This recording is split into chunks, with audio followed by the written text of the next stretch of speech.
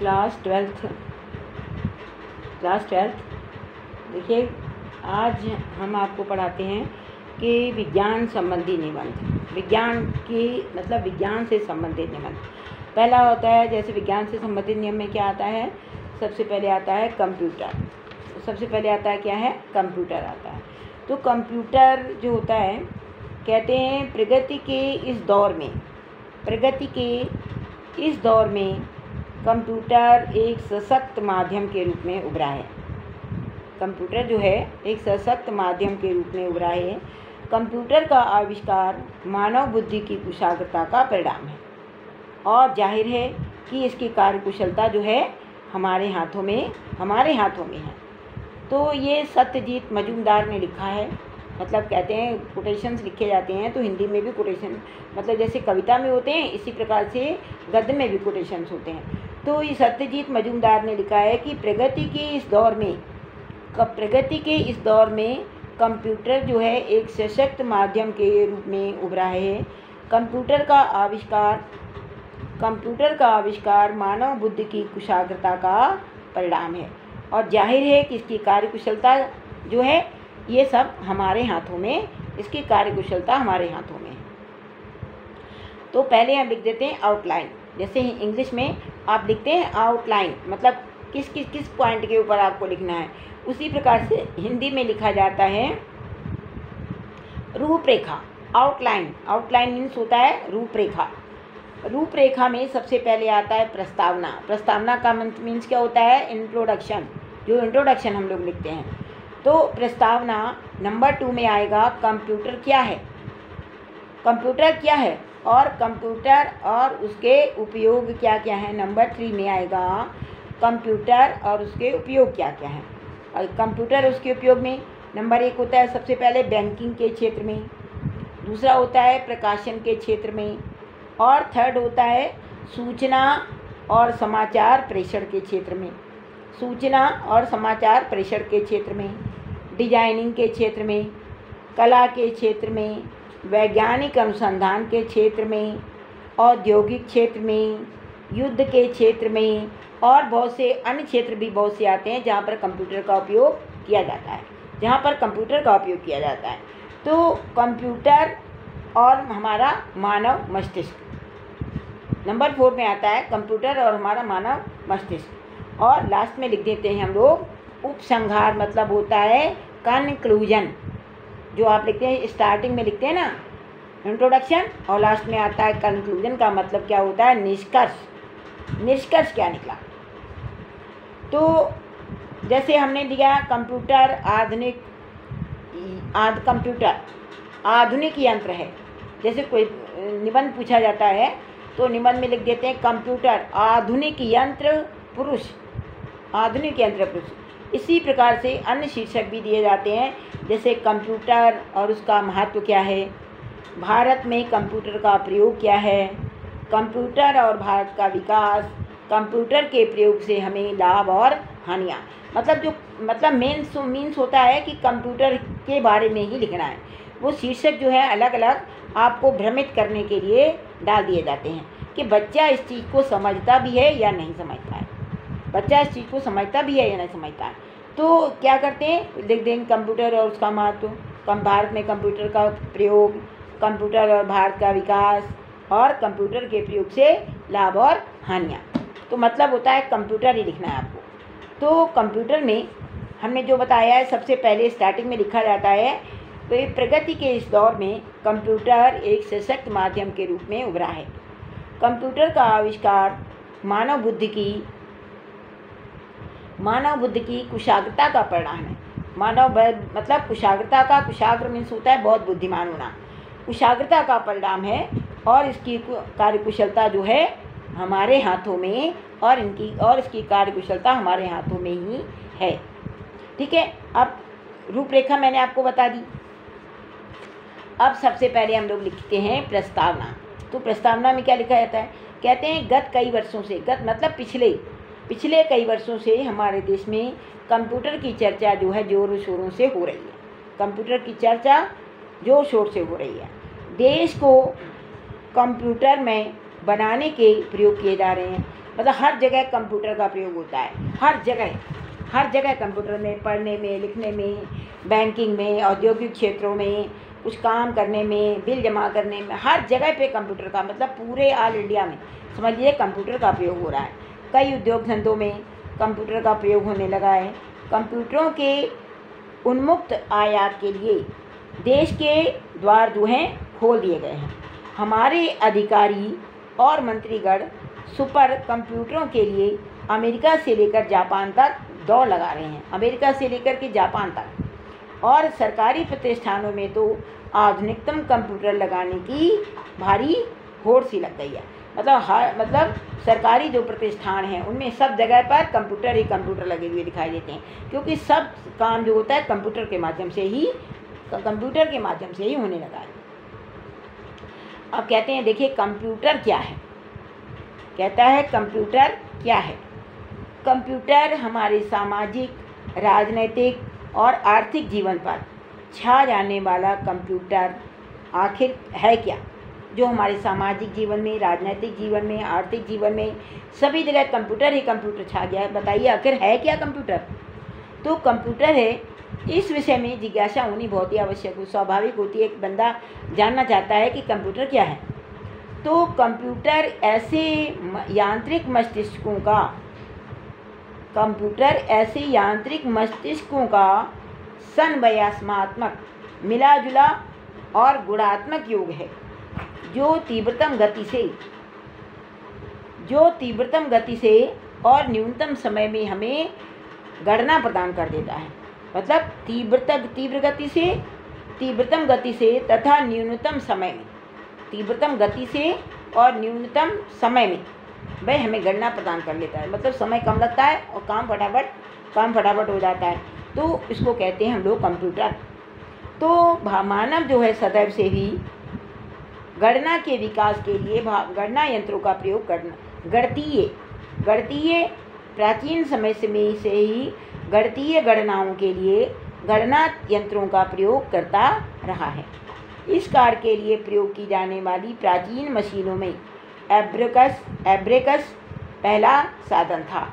वर्तमान समय में तो अनेक प्रकार के जटिल गणना यंत्र बना लिए गए, जो जटिल से जटिल गणनाओं के मतलब गणना जो करनी होती है, जोड़ बाकी गुणा भाग, मतलब जो भी हिसाब किताब लगाना होता है, उसके लिए कैलकुलेशन स्वतः ही कर लेते हैं। वो उनका कैलकुलेशन खुद ही स्वयं ही कर लेते हैं। इन सब में सर्वाधिक तीव्र, शुद्ध एवं सबसे उपयोगी गणना करने वाला जो यंत्र आता है वह कहलाता है कंप्यूटर। कंप्यूटर ही कहलाता है। तो चार्ल्स बेबेज पहले व्यक्ति थे जिन्होंने 19वीं शताब्दी के आरंभ में पहला कंप्यूटर बनाया। 19वीं शताब्दी में उन्होंने सबसे पहला कंप्यूटर बनाया, और यह कंप्यूटर लंबी गणनाएं करके उनके परिणामों को, जो परिणाम आते थे उनको मुद्रित कर देता था, मतलब उनको छाप देता था। कंप्यूटर स्वयं ही गणनाएं करके जटिल से जटिल समस्याओं का हल मिनटों में और सेकंडों में निकाल सकते हैं, और जिन समस्याओं का हल करने के लिए मनुष्यों को कई दिन लग जाते हैं, कई महीने लग जाते हैं, कंप्यूटर उन्हें पलक झपकते ही सुलझा सकते हैं। कंप्यूटर से की जाने वाली गणनाओं के लिए एक विशेष भाषा में निर्देश दिए जाते हैं। इन निर्देशन और सूचनाओं को कंप्यूटर का प्रोग्रामिंग कहा जाता है। यदि कंप्यूटर से प्राप्त होने वाले परिणाम अशुद्ध होते हैं, मतलब गलत हो जाते हैं, तो इसका तात्पर्य क्या होता है कि उसके प्रोग्राम में कहीं ना कहीं त्रुटि जरूर होगी, इसमें यंत्र का कोई भी दोष नहीं है, मतलब कंप्यूटर का कोई दोष नहीं है। आपके प्रोग्रामिंग में कुछ गलती हो गई है, इससे यंत्र में कोई भी दोष नहीं पाया जाता है। तो कंप्यूटर का केंद्रीय मस्तिष्क अपने सारे काम संकेतों पर आधारित गणितीय भाषा में ही करता है। अक्षरों को या शब्दों को भी संकेतों पर आधारित इस मशीनी भाषा में बदला जा सकता है। इसी तरह अब शब्दों को या पाठों को, यहाँ तक कि पूरी पुस्तकों को, फाइलों को भी कंप्यूटर की जो मेमोरी होती है ना, कंप्यूटर की जो मेमोरी होती है उसमें सुरक्षित रखा जा सकता है। उसमें सुरक्षित रखा जा सकता है। कंप्यूटर की मेमोरी में संचित सामग्री जो होती है, इकट्ठी करी हुई जो सामग्री होती है, हम उसे अपनी इच्छा के अनुसार कभी भी उसे कभी भी छाप सकते हैं। ठीक है ना। मतलब मेमोरी कार्ड डाल दिया जाता है और उसमें क्या होता है कि उसके मेमोरी में अपनी जो संचित सामग्री होती है, जो हम लोगों ने अपनी सब इकट्ठी की हुई है, कलेक्ट करा हुआ सामान काम, उसको हम इच्छा अनुसार डाल देते हैं और उसको इच्छा के अनुसार हम लोग छाप सकते हैं। जब मन में आया तभी उसको देख सकते हैं और उसको हम छाप सकते हैं। अब नेक्स्ट आता है कि कंप्यूटर और उसके उपयोग क्या क्या हैं। देखिए, आज जीवन के कितने ही क्षेत्रों में, कितने क्या क्षेत्रों, मतलब समझ लीजिएगा सारे क्षेत्रों में कंप्यूटर के व्यापक प्रयोग हो रहे हैं। बड़े बड़े व्यवसाय, तकनीकी संस्थान और महत्वपूर्ण प्रतिष्ठान कंप्यूटर के यंत्र मस्तिष्क का लाभ प्राप्त कर रहे हैं। अब तो कंप्यूटर केवल कार्यालयों के एयर कंडीशन कमरों तक ही सीमित नहीं रह गए हैं, वरन वे हजारों किलोमीटर दूर रखे हुए दूसरे कंप्यूटर के साथ में बातचीत भी कर लेते हैं, उनसे सूचनाएं प्राप्त कर लेते हैं और सूचनाएं प्राप्त कर सकते हैं और सूचनाओं को भेज सकते हैं। तो कंप्यूटर का व्यापक प्रयोग जो होता है कई क्षेत्रों में किया जाता है। जैसे सबसे पहला होता है बैंकिंग के क्षेत्र में। सबसे पहला पॉइंट होता है बैंकिंग के क्षेत्र में। तो भारतीय बैंकों में खातों के संचालन करने के लिए, खातों को चलाने के लिए, हिसाब किताब रखने के लिए कंप्यूटर का प्रयोग स्टार्ट हो चुका है। मतलब कंप्यूटर का प्रयोग जो होता है आरंभ हो चुका है। अब कई राष्ट्रीयकृत बैंकों में चुंबकीय संख्याओं वाली यानी नई चेकबुक जारी कर दी गई। यूरोप के कई देशों के साथ साथ भारत में भी अनेक बैंकों में ऐसी व्यवस्थाएं अस्तित्व में आ गई हैं कि घर के निजी कंप्यूटर को बैंकों के कंप्यूटरों के साथ जोड़ करके घर बैठे ही हम लेन देन का व्यवहार कर सकते हैं। तो बुद्धि खराब है मेरी, है? अब इसको चालू करना है। अच्छा, अब हमको यहीं से पढ़ाना पड़ेगा फिर से। देखिए, डिजाइनिंग के क्षेत्र में प्रायः ये समझा जाता है कि कंप्यूटर अंकों और अक्षरों को ही प्रकट करता है। वस्तुतः आधुनिक कंप्यूटर के माध्यम से भवनों, मोटर गाड़ियों, हवाई जहाज़ों आदि के डिज़ाइन तैयार करने के लिए कंप्यूटर ग्राफिक्स का व्यापक प्रयोग हो रहे हैं और वास्तुशिल्पी अपनी डिज़ाइन कंप्यूटर के स्क्रीन पर तैयार करते हैं और उससे जो संलग्न प्रिंटर होते हैं उसके तुरंत ही प्रिंटर उसके प्राप्त कर लेते हैं। ठीक। अब आगे आता है कला के क्षेत्र में। देखिए, कंप्यूटर अब कलाकार या जो होता है चित्रकार की भूमिका भी अदा करते हैं। अब कलाकार को ना तो कैनवास की आवश्यकता होती है और ना मतलब रंगों की आवश्यकता होती है, ना उसे ऊंचियों मतलब ब्रशों की आवश्यकता होती है। कंप्यूटर के सामने बैठा हुआ जो कलाकार होता है,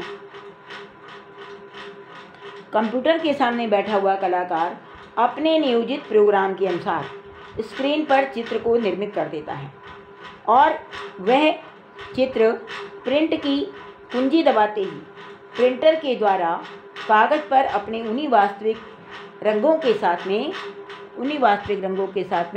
छाप दिया जाता है। आगे आता है, नेक्स्ट आता है वैज्ञानिक अनुसंधान के क्षेत्र में। तो कंप्यूटरों के माध्यम से वैज्ञानिक अनुसंधान का स्वरूप भी बदलता जा रहा है। अंतरिक्ष विज्ञान के क्षेत्र में तो कंप्यूटर ने क्रांति ही उत्पन्न कर दी। इसके माध्यम से अंतरिक्ष के व्यापक चित्र जो है उतार लिए जाते हैं और चित्रों का विश्लेषण कंप्यूटरों के माध्यम से किया जाता है और आधुनिक वेधशालाओं के लिए कंप्यूटर जो है सर्वाधिक आवश्यक हो गए हैं।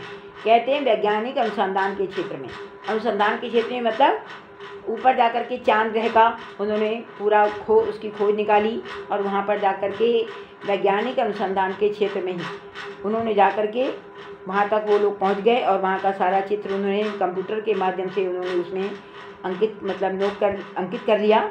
और आधुनिक और इन चित्रों का जो विश्लेषण होता है कंप्यूटर के माध्यम से ही, सब कंप्यूटर के माध्यम से ही हो रहा है।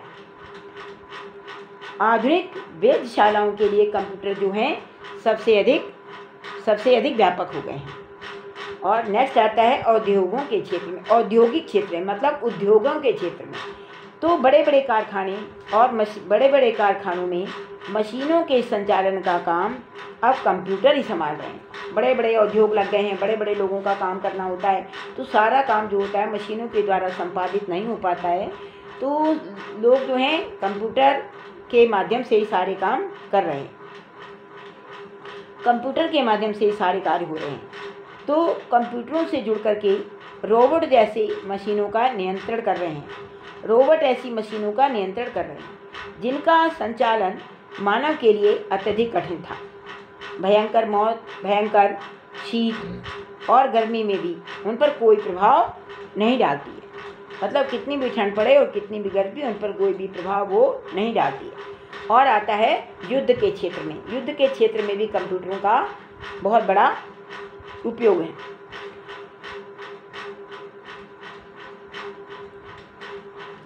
वस्तुतः कंप्यूटर का आविष्कार युद्ध के एक साधन के रूप में भी हो गया था। अमेरिका में जो पहला इलेक्ट्रॉनिक कंप्यूटर बना उसका उपयोग अणु बम से संबंधित गणनाओं के लिए ही हुआ था। अणु बम से संबंधित जो गणनाएं हैं उसके लिए ही उनका उपयोग हुआ था। जर्मन सेना के गुप्त संदेशों को जानने के लिए अंग्रेज़ों ने कोलोसम नामक कंप्यूटर का प्रयोग किया था। कोलोसम नाम का जर्मन सेना के गुप्त जो संदेश होते हैं उनको जानने के लिए अंग्रेज़ों ने कोलोसम नामक कंप्यूटर का प्रयोग किया था। आज भी नवीन तकनीकों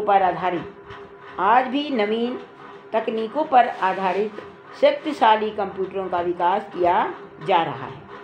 अमेरिका की स्टार वार्स योजना कंप्यूटरों के नियंत्रण पर ही आधारित होती है, क्योंकि आजकल जो लोग अणु बम बना रहे हैं वो कंप्यूटर के द्वारा ही निर्मित हो रहे हैं।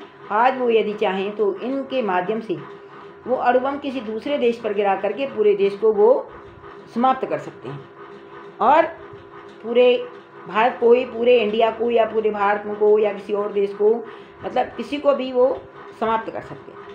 तो युद्ध के क्षेत्र में या पूरे देश को नष्ट करने में भी इन कंप्यूटरों का बहुत बड़ा योगदान है। आगे देखिएगा अन्य क्षेत्रों में भी बहुत बड़ा योगदान कहलाते हैं कि जीवन में कोई भी क्षेत्र ऐसा नहीं है, संभवतः जीवन में कैसी कोई भी क्षेत्र ऐसा नहीं है इसमें आजकल कंप्यूटर का प्रयोग ना हो रहा हो अथवा ना हो सकता हो। सभी जगह मतलब कंप्यूटरों का प्रयोग हो रहा है। कंप्यूटरों का प्रयोग हो रहा है तो कंप्यूटरों के माध्यम से संगीत का स्वर अंकन किया जा रहा है। कंप्यूटरों के माध्यम से संगीत के स्वरों का भी अंकन किया जा रहा है। वायुयान और रेल यात्रा के आरक्षण की भी व्यवस्था हो रही है। आज सभी बड़े नगरों में कंप्यूटर के द्वारा आरक्षण की व्यवस्था कर दी गई है।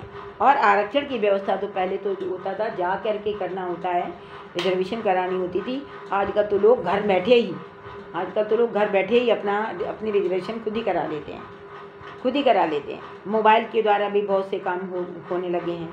तो कंप्यूटर के द्वारा आरक्षण की व्यवस्था कर दी गई है।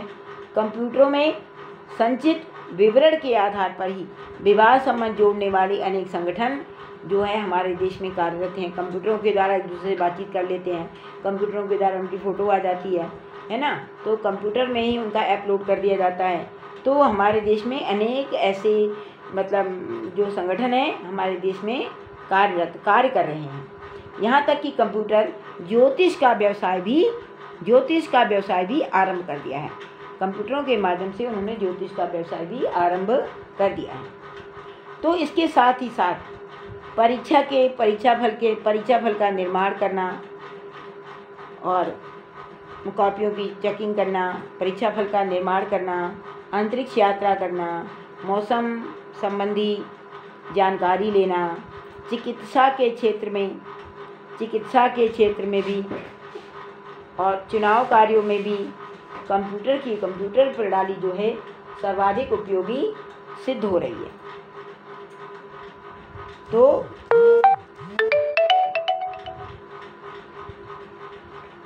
इसके साथ ही परीक्षा फल के लिए भी, मतलब परीक्षा फल के निर्माण के लिए और अंतरिक्ष यात्रा के लिए, मौसम संबंधी जानकारी के लिए, चिकित्सा क्षेत्र में जानकारी के लिए, चुनाव कार्यों में आदि में भी कंप्यूटर प्रणाली जो है सर्वाधिक विकसित हो रही है। कंप्यूटर की सहायता से एक भाषा का अनुवाद दूसरी भाषा में किया जा सकता है तथा शतरंज जैसा खेल भी कंप्यूटर के द्वारा खेला जा सकता है। तो कंप्यूटर और कहते हैं मानव मस्तिष्क, कंप्यूटर और मानव मस्तिष्क कहते हैं, ये प्रश्न जो है बड़ा ही स्वाभाविक है कि क्या कंप्यूटर और मानव मस्तिष्क की तुलना की जा सकती है और इसमें कौन श्रेष्ठ है। क्योंकि कंप्यूटर के जो मस्तिष्क का निर्माण भी किसका है, मानव बुद्धि के द्वारा ही संपन्न हुआ है। मतलब मनुष्य ने ही कंप्यूटर बनाया है ना। तो कंप्यूटर के मस्तिष्क का निर्माण भी मानव बुद्धि के आधार पर ही संभव हो गया है। और यह बिल्कुल सत्य है कि मानव मस्तिष्क की अपेक्षा कंप्यूटर समस्याओं को बहुत ही कम समय में हल कर सकता है, किंतु वह मानवीय संवेदनाओं, उनकी अभिरुचियों, भावनाओं और चित्त से रहित मात्र एक यंत्र पुरुष है। कंप्यूटर केवल वही काम कर सकता है जिसके लिए कि उसे निर्देशित किया जाता है। उसका प्रोग्राम जो होते हैं ना, प्रोग्रामेंट जो होते हैं, जो डाला जाता है उसी को निर्देशित वह करता है और वह कोई निर्णय स्वयं नहीं ले सकता और ना कोई नवीन कोई वो बात सोच सकता है। लेकिन मनुष्य में ऐसा नहीं होता है। मनुष्य क्या करता है, मनुष्य की मनुष्य की जो संवेदनाएं होती हैं, भावात्मक संवेदनाएं, मानवीय जो संवेदनाएं होती हैं, उनको उसका वो वर्णन नहीं कर सकता है और ना ही कोई वो नवीन बात सोच सकता है। जो उसमें प्रोग्रामिंग में डाल दी जाती हैं, बस वह जो डाला जाता है उसी को वो निर्देशित करता है। ठीक, अब देखिएगा लास्ट में आता है उपसंहार। तो भारत जिस गति से कंप्यूटर के युग की ओर बढ़ रहा है, कहते हैं भारत जिस तरह से या जिस गति से कंप्यूटर युग की ओर बढ़ रहा है, उसे देख कर के ऐसा प्रतीत होता है कि हम अपने आप को संपूर्ण रूप से कंप्यूटर के हवाले करने के लिए विवश किए जा रहे हैं। मतलब कंप्यूटर ही सब कुछ करे, जो कुछ भी करे, मतलब इतना सब कुछ हो गया, मानव मस्तिष्क ने ही उसका निर्माण किया। लेकिन क्या वो आज हम हर चीज़ को, किसी बात का गुणा करना है, मतलब किसी को मल्टीप्लाई करना है, डिवाइड करना है या उसका कोई कैलकुलेशन करना है, तो आजकल हम सब लोग क्या करते हैं, कंप्यूटर के माध्यम से ही करने को हम लोग विवश हो गए हैं। तो कंप्यूटर हमें बोलना, व्यवहार करना, अपने जीवन को जीना, मित्रों से मिलना और उनके विषय में ज्ञान प्राप्त करना, आज सब कुछ सिखाएगा। इसका अभिप्राय ये होता है कि जीवन के प्रत्येक मोड़ पर कंप्यूटर पर ही हम लोग आश्रित हो जाएंगे। मतलब ये सब कुछ हमें यदि कंप्यूटर ही सिखा देगा, यदि ये सब चीज़ें हमें यदि कंप्यूटर ही सिखा देगा, तो बताइए, तो हम तो फिर उसी पर आश्रित हो जाएंगे, कंप्यूटर पर ही। ये सही है कि कंप्यूटर में जो कुछ भी एकत्र किया जाता है वह आज के असाधारण बुद्धिजीवियों की देन है। लेकिन हम ये प्रश्न भी पूछने के लिए विवश हैं कि जो बुद्धि या स्मरण शक्ति कंप्यूटरों को दी गई है, समझा है? जो स्मरण शक्ति या जो बुद्धि है मानव ने कंप्यूटरों को दे दी, क्या उनसे पृथक हमारा भी कोई अस्तित्व नहीं? क्या उनसे पृथक हमारा कोई अस्तित्व नहीं है? हमारा कोई अस्तित्व नहीं है। हो भी तो क्या ये बात अपने आप से कुछ कम दुखदाई नहीं है कि हम अपने प्रत्येक भावी कदम को कंप्यूटर के माध्यम से प्रमाणित करना चाहें? हर चीज़ को हम मतलब कंप्यूटर के माध्यम से प्रमाणित करना चाहते हैं और उसके परिणाम स्वरूप अपने आप को निरंतर कमज़ोर, हीन और अयोग्य बनाते रहें। कहते हैं हम अपने आप को क्या करें? निरंतर कमज़ोर हो गए, हीन हो जाएंगे और अयोग्य बनाते रहेंगे। कंप्यूटर कहते हैं, कंप्यूटर जो होता है, कंप्यूटरों से हम हर काम कंप्यूटर के माध्यम से कर लेते हैं। अपने आप हम कुछ करना ही नहीं जानते हैं, सोचते हैं कंप्यूटर से सब कुछ हो जाएगा, तो हमारी क्या होगा? हम बुद्धिहीन हो जाएंगे, हम कमज़ोर हो जाएंगे, अयोग्य हो जाएंगे और हमारा आचरण जो है क्या चलेगा?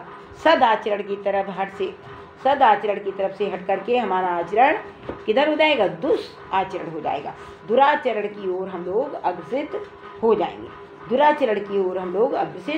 हो जाएंगे।